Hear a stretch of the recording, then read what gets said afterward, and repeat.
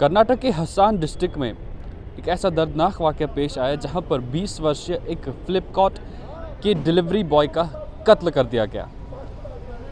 आप देख रहे हैं Indian Tribune news, Umair Altaf बानी के साथ। मैं आपको बता दूं, जो मैंने खबर आपको अभी बताई है, ये खबर पेश आई है कर्नाटक के हसन डिस्ट्रिक्ट में। हसन डिस्ट्रिक्ट में जब हेमंत दत्ता नामक एक शख्स ने, जिसकी उम्र 20 साल है, उसने फ्लिपकार्ट ऑनलाइन सर्विस से एक आईफ़ोन ऑर्डर कराया और वो आईफ़ोन की डिलीवरी आई उसके पास 7 फरवरी को। 7 फरवरी को जब आईफ़ोन की डिलीवरी देने आईफ़ोन का service partner, e commerce service partner उसके पास पहुंचा, जिसका नाम था हेमंत नायक। तो उस शख्स के पास आईफ़ोन की पेमेंट करने के लिए पैसे नहीं थे, जिसके बाद दोनों के बीच बहस हुई और उस बहस के नतीजे में हेमंत दत्ता ने हेमंत नायक पर चाकू से वार कर दिया, जिसके नतीजे में हेमंत नायक मौके पर ही दम तोड़ बैठे और दुनिया को अलविदा कर गए। ये सारा मामला जो पेश आया है कर्नाटक के हसन डिस्ट्रिक्ट में पेश आया है।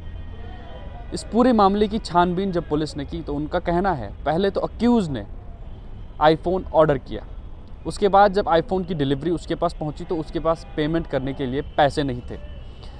तो डिलीवरी पार्टनर से बहस हो गई अनबॉक्सिंग को लेकर कि आप मुझे पहले फ़ोन खोल कर दिखाइए, उसके बाद ही मैं पेमेंट करूंगा।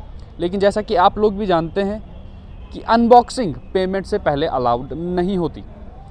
जब इन दोनों के बीच इसी बात को लेकर बहस हो गई तो ऑलरेडी जो अक्यूज़्ड हैं हेमंत दत्ता, उनके पास पैसे नहीं थे, तो उन्होंने अपने घर में पड़ा चाकू उठाया और हेमंत नायक डिलीवरी पार्टनर पर चाकू से वार कर दिया, जिसके नतीजे में हेमंत नायक मौके पर ही दम तोड़ बैठे।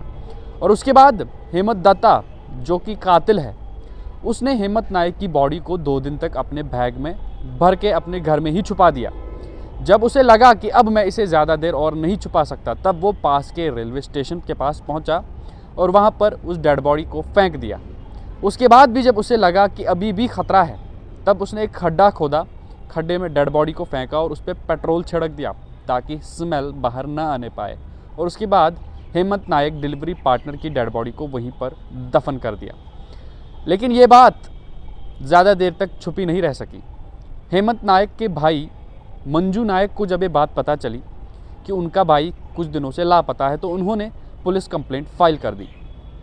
पुलिस कंप्लेंट फाइल होते ही पुलिस ने इसकी छानबीन शुरू कर दी और छानबीन जैसे ही शुरू हुई तो उन्हें हेमंत दत्ता का सुराग मिल गया।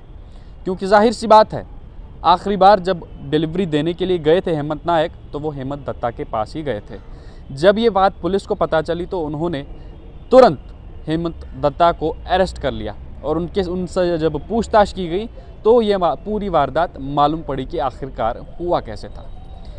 इस कहानी को आप तक पहुंचाने का मकसद सिर्फ इतना नहीं है कि ताकि आपको दिन प्रतिदिन होते हुए जुर्मों के बारे में अपडेट दी जाए, बल्कि ये है कि हम अक्सर देखते हैं किस प्रकार डिलीवरी बॉयज़, चाहे वो फूड डिलीवरी करते हों या किसी ई कॉमर्स साइट से डिलीवरी करते हों, हमने अक्सर देखा है जैसे कि ज़ोमैटो के डिलीवरी बॉयज़ के साथ अक्सर ऐसी मारपीट वाली वारदात पेश आती है, या कोई और भी service partner e commerce delivery boys के साथ ऐसी वारदात पेश आती है, ये जानते हुए भी कि ये छोटे तबके के लोग होते हैं। ये अक्सर वो लोग होते हैं जिनको पैसे की परेशानी होती है। इनमें काफ़ी ज़्यादा स्टूडेंट्स भी होते हैं जो पार्ट टाइम जॉब के तौर पर इस प्रोफेशन को चुनते हैं। दिन में अगर वो 8 घंटे पढ़ते हैं तो 3-4 घंटे इसके साथ काम करके वो अपना गुजर बसर चलाते हैं, अपना रोज़गार चलाते हैं। लेकिन आखिरकार इन लोगों के साथ ऐसा बिहेव क्यों किया जाता है? अगर किसी के पास पैसे नहीं होते तो वो ऑर्डर क्यों करता है? तो जाहिर सी बात है, कुछ ऐसे स्ट्रिक्ट नियम बनाए जाएं जिससे लोग इनकी तरफ आंख उठाकर भी ना देख सके, क्योंकि ये लोग बड़ी मेहनत से अपना गुजारा चलाते हैं, डोर टू डोर सामान पहुंचाने का काम करते हैं। तो इनके साथ ऐसा नहीं होना चाहिए। अगर इससे पहले ही एडमिनिस्ट्रेशन ने इसके खिलाफ कुछ सख्त कदम उठाए होते तो शायद आज हेमंत नायक इसका शिकार न बने होते और उनकी फैमिली को इस चीज़ से सफ़र ना करना पड़ता। आपकी क्या राय है? आप भी ज़रूर दीजिए कमेंट बॉक्स में। तब तक के लिए बने रहे इंडियन ट्रिब्यून न्यूज़ 24/7 के साथ। मुझे दीजिए इजाज़त। अल्लाह हाफ़िज़।